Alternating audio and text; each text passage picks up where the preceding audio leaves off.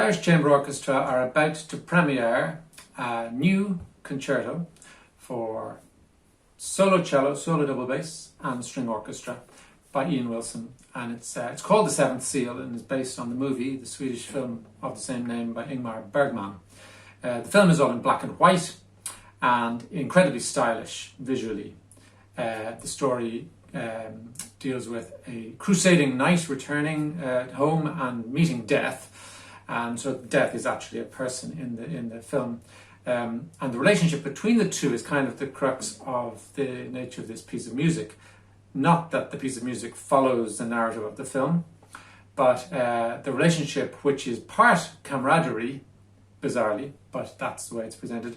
They play chess in the film, and part, of course, kind of dread of the void that's always there between them as well, of course.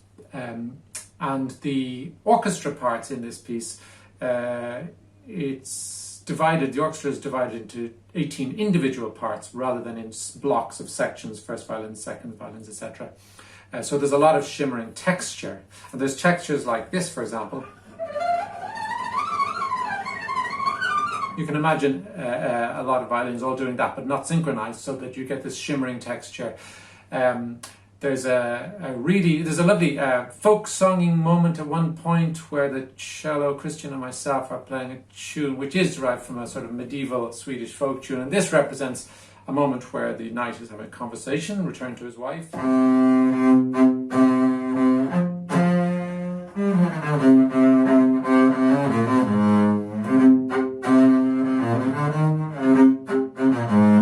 Etc. So there's elements like that. There's also the Dance of Death, which is the final scene in the film, but is premonitioned earlier when the knight meets a painter in the film. And the Dance of Death is this sort of texture.